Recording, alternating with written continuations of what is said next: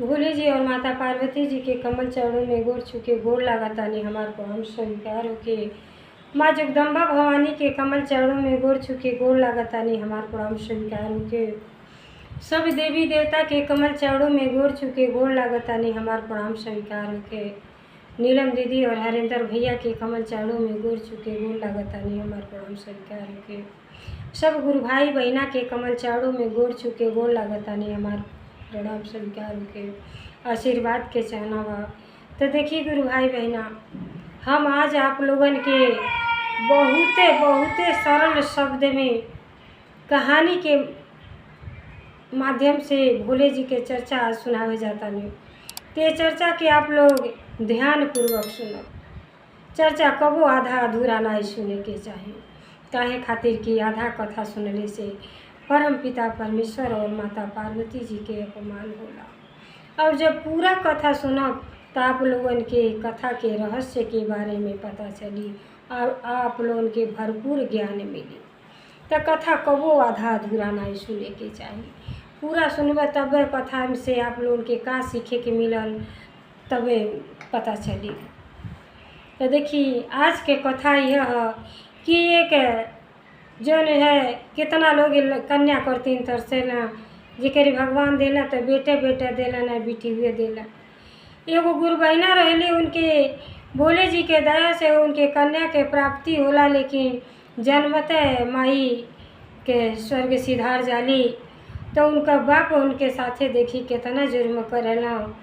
एक अनाथ बच्ची के साथे ऐसा ना करे के चाहिए। बहुत ऐसा ये गांव में बहुत लोग ऐसा उल्टा सीधा दिमाग में सोचेला। तो ये गलत फहमी के दूर करे करती नहीं चर्चा हम आप लोगों के सुनावे जाता नहीं। जब पैदा होली तो माई मर जाली, तब से बाप इतना नफरत करें कि अपने नज़र से बेटी के देखल ना चाहे न। लेकिन भोले जी के दया देखी कैसे भइल बा।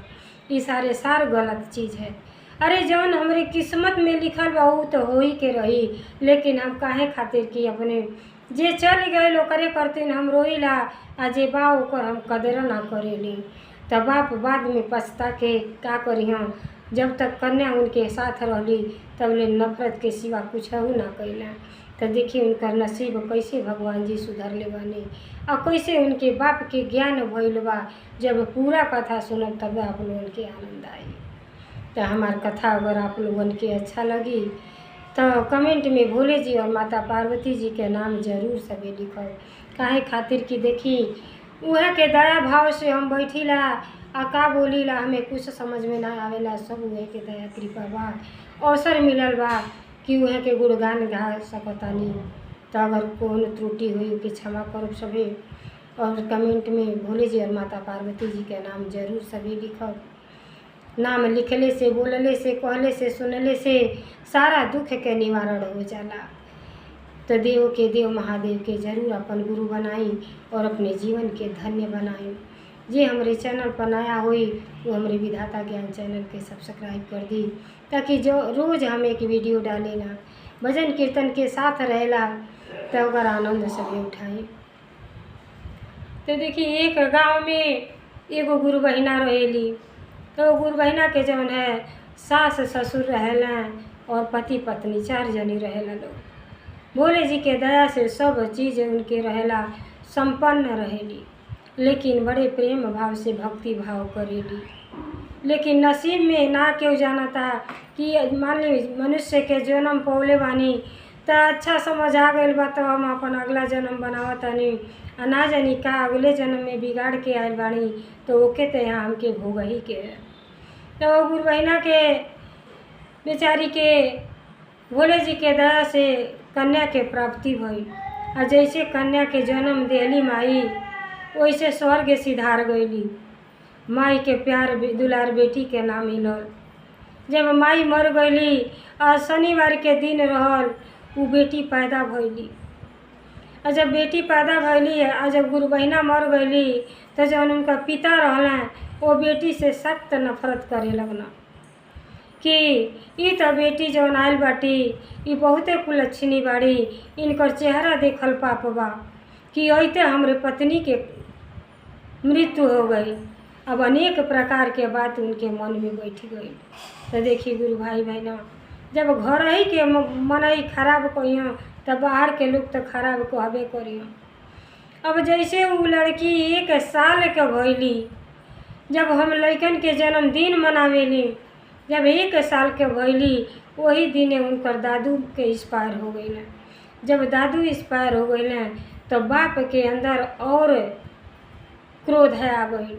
कहना कि ई तो जन्मते तो माई के खा गईली, आ जहिया जन्मदिन आवता वो दिन हमारे पिता के स्वर्गवास हो गई। हमारे इतना अच्छा खासा सर्विस करते नहीं वो छूट गई। तो ये लड़की जौन है हमारे घर करतीन अशुभ बाटी, तो उनकर नाम जौन है शनिचरा रखी दिहन। कहना ई शनिचरा जौन है ई शनि के प्रकोप लेके आयल बाटी, हमारे घर के विध्वंस कर दी हैं। आ उनके चेहरा ना देखल चाहे, बहुते नफरत कर। लेकिन जौन उनकर दादी रहली, दादी उनकर शिव भक्त रहली, बहुते बेचारी ज्ञानी रहली। लाख कोशिश कहें कि देखा बेटा ये सब विधाता के देन है। अरे जितना हमन के कर्म खराब क के आयल बानी उतना तो यहाँ हो गई के है, आ जौने समय जौन लिखल हुई उ जरूर हुई। लेकिन काहे इतना भारी त्याग करता है? वो लड़की से जब तोके प्रेम करे के चाही तो तू नफरत करता। तो कहला माँ कुछ कह, लेकिन वो लड़की हमारे जीवन में जैसे आयल तैसे हमारे जीवन में जहर घुरा गई। ये लड़की हमरे करतीन बहुत अशुभ बिया। अब कितनो दादी प्रयास करें वो लड़की के सबसे ज़्यादा प्यार दुलार देत रहली तो खाली दादी देत रहली। माई बन के बेचारी के सेवा भाव कैली। आ जैसे जैसे लड़की सियान होत गईली वैसे वैसे बेचारी सब टोला मोहल्ला सब कहे कि ये भगवान देखो न ये ऐसा इनका लड़की पैदा भई शनिचरी कि सचमुच जन्मते माई मर गई। ओकरे बाद देखो न बेचारा अच्छा खासा नौकरी करते न वो छूट गई, और जौन है आजा भी मर गई न। यह घर करतीन बड़ा अशुभ बिया के तो मुँह देख के गई कहीं पाप बा। अब सब टोला मोहल्ला सब नफरत करे लगा। अब बेचारी के बड़ा दुख होके, आ दुख जब होके तो दादी के साथ मंदिर में जा बेचारी। अब भोले जी से कहें कि जब सियान हो गई तो कहें कि हे पिताजी अरे क्या करे के हमके कन्या बना के भेजनी, जब इतना भारी अलहन सब केहू लगावता तो ऐसे अच्छा तो जन्म हमार दिल ही ना रहती। कीड़ा मकोड़ा बनौले रहती तबो तो ही कुछ सुने के ना मिलत। बेचारी के बहुते दुख होके तो जब ये बात कह के अब भगवान जी के भक्ति भाव करें आ झर झर रोए लगें तो माता पार्वती जी के बहुते दुख होके कि बेटी के जन्मते माई के प्यार दुलार ना मिलल। आ जौन है कहला सब माई न रहे तो बाप जी आली हैं, बाप न रहे तो माई तो जी आइए ले ली। लेकिन सचमुच कहल गई है कि बाप कबो बेटी बेटा के पाले ना सकेला। माई के ना ममता तो केहू के दिल में होबे ना करेला। तो माई जब वो रोए मंदिर में जाके तो माई के बहुते तकलीफ होके, काहे खातिर कि माता पार्वती जी कबो अपने भक्तन के निराशा और दुखी ना देख सकेला, सबके दुख के निवारण करेला। तब जौन है दादी उनकर बहुते समझावे बेटी कहे तो अरे जब तक हम जिए तने तो के केहू कुछ ना बिगाड़ पाई। अच्छा कॉलेज में उनका नाम लिखा देली और बड़े मन से पढ़ाई लिखाई करें। भोले जी के दया से बहुते ज्ञान उनके रहल। घर के सब काम धाम संभालना दादी बहुते खुश रहे बेटी से। कहे कि हमारे घर में तो लक्ष्मी आयल बाड़ी। दादी कबो ना कहें कि हमारे नातिनी अइले से हम जौन है विधवा हो गई, कबो ही मन में ना रहे। और अपने बेटा के बार बार समझौले की कोशिश करें कि बेटा लिखनी के केहू ना टार सकेला। अब हम ये तो दोष ना दे सकेली कि हमार नतिनी के पैदा होते हमार पति के मृत्यु हो गई। ये गलत बात है, ये गलत फहमी के निकाल दो, लेकिन कबो ना माना। अब एक दिन बेचारा काम पर जात रहना और उनका रुमाल घर में छूट गई रहल। दादी कहली कि ये बेटी अपने बाप के रुमाल दे आओ। कहली दादी जाए तब पापा के अच्छा ना लगी, लेकिन कहली ना ले जा तू दे आओ, कुछ हो ना कही हैं। जब रुमाल लेके गईली तब मुँह फेर लेना और कहला कि अरे तू का करे के सामने हमरे आ गई हो, तुहार तो मुँह देखले हमके पाप लगेला। आ तू हमरे सामने से हट जा, न तो शायद हमरो आज मृत्यु हो जाई। इतना गलत फहमी अंदर बैठ गई है। लड़की के बहुते बहुते दुख भइल और रुमाल बाहर फेंक के आ जाके बेडे पर सूत के बेचारी रोए लगली और अपने माई के याद करे लगली कि ये माई तू न महीना पेटे में ढोलू तो तोहके हम ना भारी रहली, आ जैसे जन्म देलू तो और काहे तू छोड़ के चल गईलू।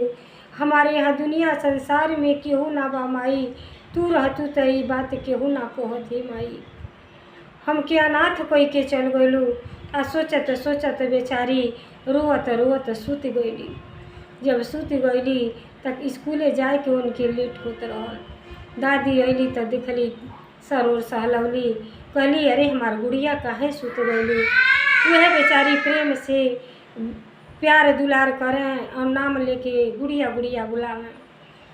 कहली कि आ उठा बेटी, तोहरे स्कूल का टाइम हो गल, तैयार होकर जा, कुछ मन में विचार न कर। जब तक तुहार दादी जीवित बाड़ी तुहार देख रेख में कोनो कमी ना होई बेटी। हम जबले जिंदा बाड़ी तबले तनिको चिंता न करी हो। तो बेचारी वह आस धरावें।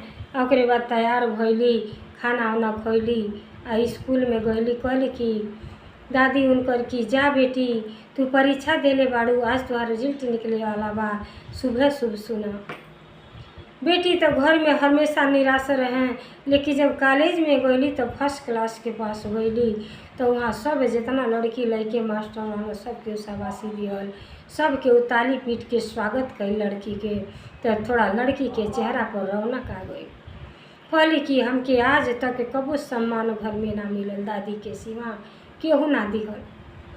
जब केहू सब केहू ताली पीट के स्वागत दिहल कईल तो ओकरे बाद में कुछ बहन लोग जौन रहली उनका स्कूल के लड़की रहली, कहली कि ये तुहार का नाम हवे, तुहार का नाम हो।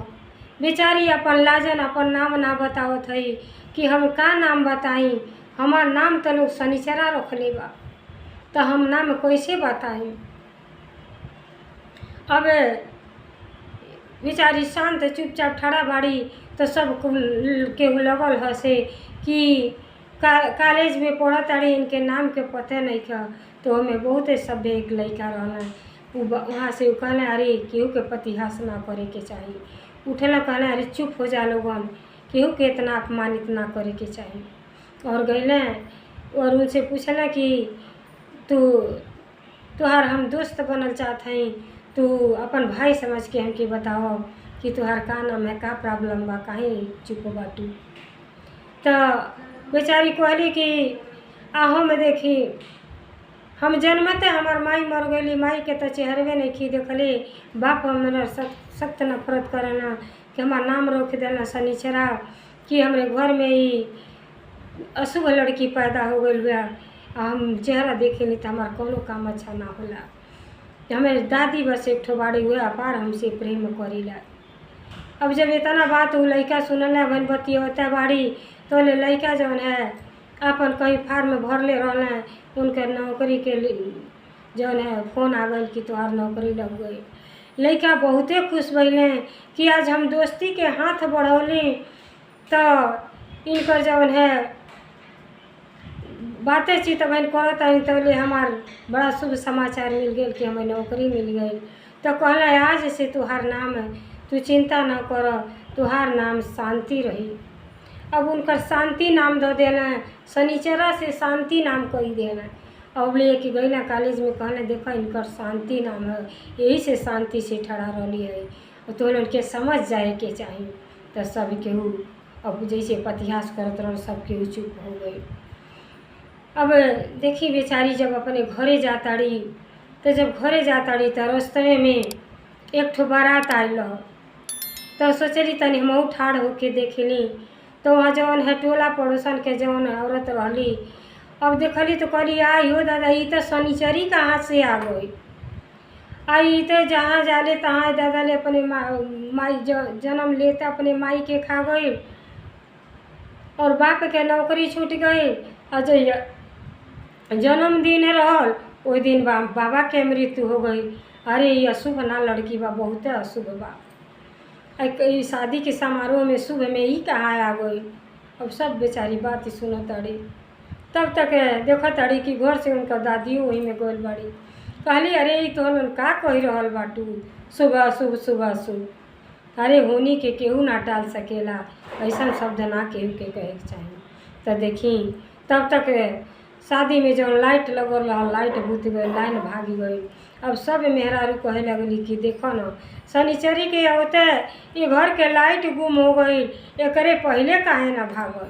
तो जानते हैं जब उधुआ केहू एक आदमी उठावेला ओकरे पीछे जब 10 जने लगेला झूठ बोले तो के सब कहेला कि सही बात हुई। अब बेचारी जब इतना अपमानित भइली तो दादी से न कुछ बात कह के आ चुपके से अपने घरे चली अली। घरे अली निराश होके बैठ के रोवत रहली। तो दादी अली कहली बेटी धीरज धक रह, काहे रोवत तू, पहले अपने पढ़ाई के बारे में बताओ। तब चेहरा पर उनके मुस्कान आयल। कहली कि दादी आज वर्षों के हमार तपस्या पूर्ण हो गई, हम फर्स्ट डिवीज़न पर आयल बाटे, स्कूल में अपने टॉपर आयल बाटे। तब बड़ी खुश भइली दादी। और जौन है अपने लड़का जब अल तो लड़का से कहली कि देखो न तू अशुभ अशुभ करत रहला, हमार बेटी अपने कॉलेज में टॉपर आयल बाटी। तो कहला हम का करी टॉपर आयल बाड़ी। तो आते लड़की का कइल चाहत रह, विवाह कइल चाहत रह कि पढ़ावल चाहत रह। कहला हम कुछ ना जानती, जौन रुपया पैसा लगी तो कि हम दे देव, लेकिन हमसे कुल के बारे में कुछ ना पूछो, हमरे करतीन तो वो अशुभे बाटी। अब देखी बार बार अशुभ अशुभ करता न। तो कहली कि ये बेटी जब तू टॉपर आयल बाड़ू तू शिक्षा ग्रहण कर, पढ़, जितना पैसा लगी तुम्हार बाप दी है, कितना उ नफरत करे न, लेकिन इतना कार्य तो करबे करिए। तो बेचारी फिर पढ़े लगली। जब पढ़े लगली तो कॉलेज में जब गईली तो वह जवन रहला शांति के दोस्त वो पप्पू।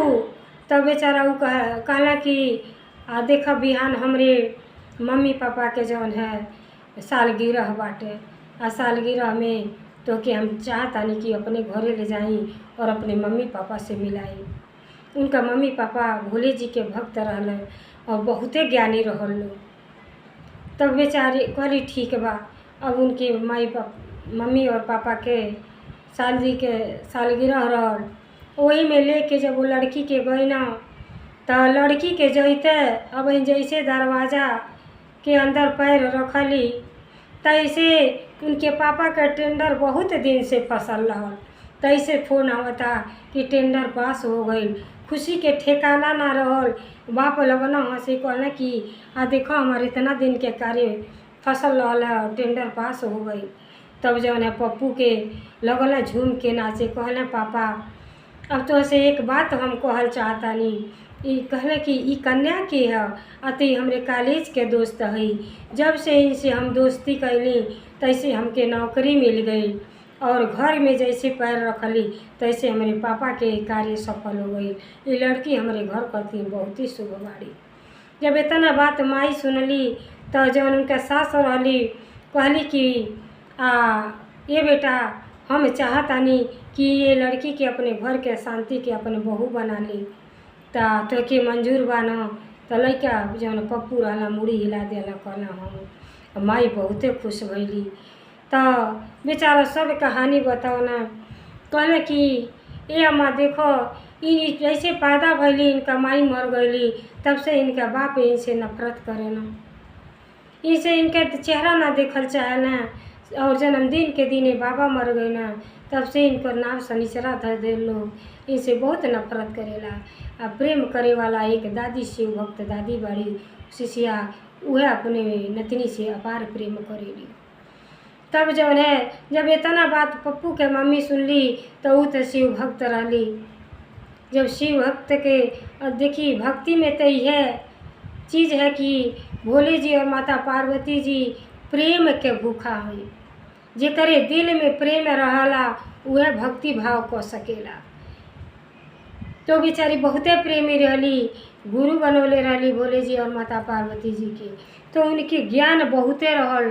कहली कि ऐसा पिता बना, अरे हम चलतानी अपने ये लड़की के हाथ इनके पापा से मांगब और उनके गलत फहमी के दूर करब हम। तो देखी कुछ लोग बिना अगर जब ज्ञान ना रहला तो अज्ञानता को बैठल है, तो उनके ज्ञान ना रहल कि ऐसा अपने बेटी के साथे जब ममता प्यार दुलार लुटावे के तो नफरत में बदल दिया, तो लास्ट समय में पछतावा के सिवा कुछ ना रह जाला। तो यही से कहल जाला कि चाहे गुरु बहिना बानी चाहे गुरु भैया बानी, तो भोले जी और माता पार्वती जी के अपन गुरु जरूर बनाई, चर्चा भजन कीर्तन जरूर सुनी।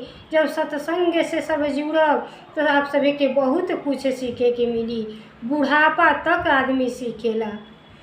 तो देखी वो गुरु बहिना कितना ज्ञानी रहली, अब का कैली बिहना भैली, अब जौन है शांति के घरे अपने लड़का के रिश्ता लेके चली अली तो दादी बैठल रहली और उनकर बेटा भी रहना, लड़की के बाप भी रहना। तो ये भैल कि के है, तो लड़की परिचय देली कि हमार कॉलेज के दोस्त हैं और दोस्त के मम्मी पापा है सब। तो कहली कि ऐसा बा कि लड़के दोनों एक के साथे पढ़ल हैं, आई लड़की जौन है हमरे घर में जैसे प्रवेश कैली हमारे घर के खुशी से भर देली, आई लड़की के हम अपन बहू बनावल चाहत हैं। बाप कहले अरे ऐसे कैसे चमत्कार हो गई, अरे ये लड़की तो जब से घर में पैदा भई तब से अपने माई के खा गई, हमार जीवन साथी छूट गईली, आई घर में लड़की के नाम पर कलंक भी आ, और जैसे 1 साल के भइल तैसे हमार पिता हमके छोड़ के चल बसना, बिजनेस में हमार जौन है घाटे होते चलिए। तो जब हमार सही मन और दिमाग ना रही तो कहीं भी हम चुक जाए। अब जब दिमाग उनका सही ना रहे तो कहाँ से घर में लक्ष्मी के अपमान करत रहना, तो लक्ष्मी कहाँ से घर में प्रवेश करा। तो जब हम लक्ष्मी के स्वागत, लक्ष्मी बेटी होली और बेटी के अनादर करेनी तो घर के लक्ष्मी तो वैसे भागे जाली। अब लगला कहले कि नहीं ऐसा तो हम मान ना सकेनी, ये लड़की हमरे जीवन में जब से आयल बा तब से एक कुलच्छनी बा, ये लड़की हमके बर्बाद कर दिल, हम ये लड़की के चेहरा नहीं देखल चाहो। अब जब सारा बात ही जौन है बाप के और गुरु बहिना जब सुन लेली तो कहली कि आप कैसन पिता बाटे। अरे देखी हम जब खेत बोईला तो तुरंत ना काटिला, अरे अगला जन्म जब हम खराब को के आइलनी, जब उतने दिन के साथ बना के आइलनी तो कैसे आपके पत्नी के साथ जीवन भर चली। तो काहे आप लड़की के दोष देता नहीं। मान ली लड़की जब पैदा भैली तो आपे मर गई तो का होते। ये सब गलत फहमी है, जौन होनी के केहू ना टार सकेला, जौन होखे के रही वो होबे करी। लड़के कबो शुभ अशुभ ना होला, ये जरूर दिमाग में बैठाई। यह लड़की आपके घर में अशुभ बाटी, और यह लड़की जब से हमारे लड़का के जीवन में अली अच्छा खासा सर्विस नौकरी पा गई ना, घर में एक दिन हमसे मिलावे के ले गई ना, आ जैसे प्रवेश कैली पापा के इनके टेंडर बहुत दिन से फसल रहल, अब काम जो है सफल हो गई। तो ये लड़की के हाथ हम आपसे मांगे आयल बाटी और अपने आप में बदली। अब वहीं जो है समय बा अपने लक्ष्मी के अपनाई, जे चल गई लोकरी करती रोतानी, आ जे के करती ममता प्यार दुलार लुटावे करती, जो बेटी के बाप के चाही वह बेटी अपने बाप जो है वह बेटी से नफरत करता, ये कहाँ के अन्याय बा। तो जब गुरु बहिना जब ये तरह से समझौली तब तो पिता के ज्ञान हो गई। वही भोले जी देखी, भोले जी माता पार्वती जी उनके जीभा पर सरस्वती मैया के रूप में बैठ गई और उनका मति बुद्धि फेर देनी, जौन 20 साल से दिल में नफरत लेके बेटी के प्रति घूमत रहना। अब वह कहना कि हम बहुते भारी भूल कैली, हम तो हमरे दिमाग में बैठ गए कि लड़की के वजह से हमरे घर में इतना सब कुछ गलत होता, अपने कर्म के हम कबो ना दोष देनी। तो हम अपने लड़की से माफ़ी मांगतानी, अब ऐसा गलती कबो ना हुई और हम अपने लड़की के रिश्ता आपके घर में करे करते राजी हो गई बाटे। तो देखिए दादी के अपार खुशी भई कि हमरे भोले जी के दया कृपा ऐसा भई कि हमारे नतनी के अब घर बसे जाता और ऊपर शिव परिवार मिलता, आनंद ही आनंद आ जाए।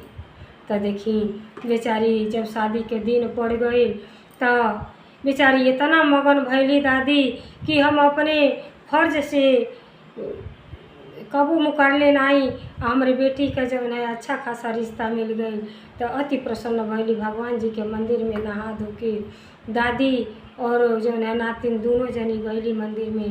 तो देखिए भोले जी से का कहती, बड़ाया नमोल बाबा राउर दया बा, बड़ाया नमोल बाबा राउर दया बा, राउर दया बिनु दुनिया अनार बा, राउर दया हो बिनु दुनिया अनार बा, राउर दया हो बिनु दयावा में बाबा रउरे अमृत के धार बा, दयावा में बाबा रउरे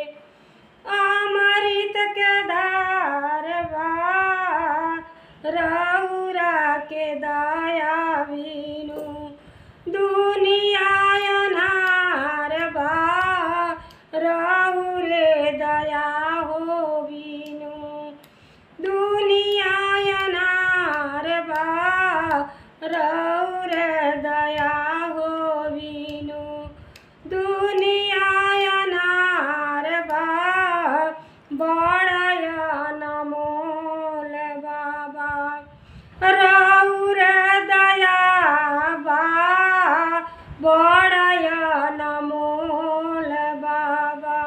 देखी इतना अति प्रसन्न भैली कि सब भोले जी के दया है, कृपा है। कब के खुशहाल बना दी ये केहू सोच ना सकेला। लड़की जब से जन्म ले रही एक मुस्कान कोई तरस गई रही। अब देखी अब घर में शादी के माहौल आ गई, शुभ समाचार के माहौल आ गई और दादी जौन है दादी और पिता दोनों जने मिल के बड़े धूमधाम से वो शांति के विवाह कइलो और शांति अपने घर परिवार में गईली। तो वहाँ जौन है माई के प्यार दुलार मिलल। कहला सब की माई जौन है सास माई ना होली, लेकिन उनके तो जन्मते माई के देखले ना रहली, लेकिन कहीं माई से ज़्यादा प्यार उनका सास उनके देहली। तो देखी भोले जी के दया कृपा ऐसा होला।